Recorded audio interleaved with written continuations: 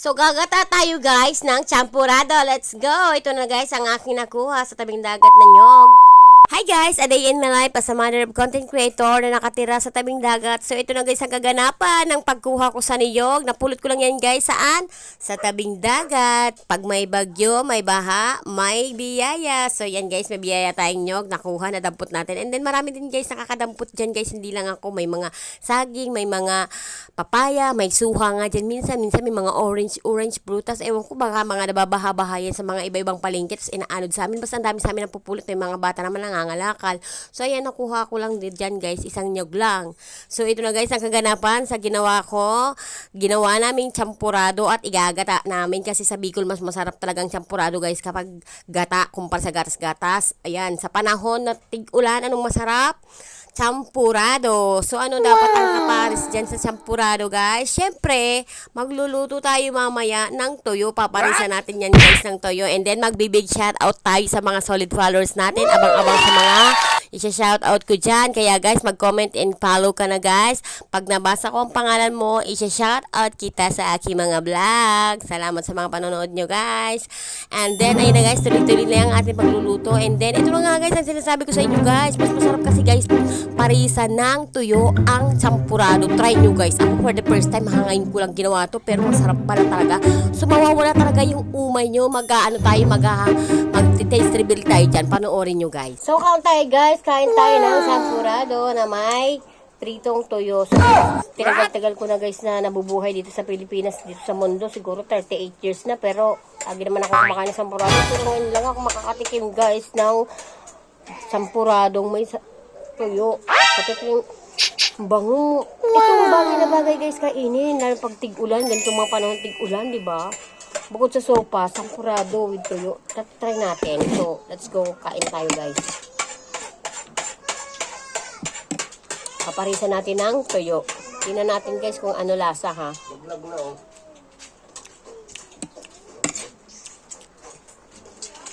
Ay, masarap! Masarap, Michael! Nag-aagaw yung alat tsaka yung tamis.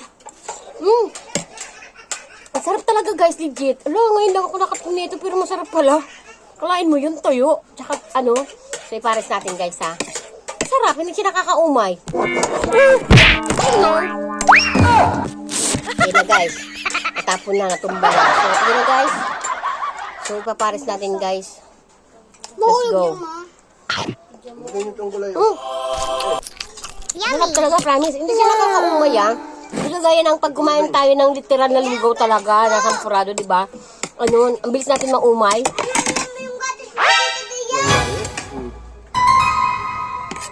Nakainis eh, nagbablog eh, may paharang-harang na kamay eh. So, ito na guys, so. Masarap. Legit, promise, try nyo. Masarap pala. Yummy. Hindi siya talaga maumay agad guys. Hala, ang sarap nga anak. Ang dami pa naman namin binilad guys ng mga tuyo ng summer. Ayan. Ang dami yan guys. Shoutout muna tayo sa mga followers. Shoutout sa iyo, Larry. Hello. And then shoutout sa iyo, Bernadette Alionvero. Shoutout kay Mama Sabianan ko. And then kay Margie. And then kay Leonora. And then kay Aten Nueva Valdez Flores. Shoutout. Init. Init, sarap. Butin lang, dami ko tinuyo guys.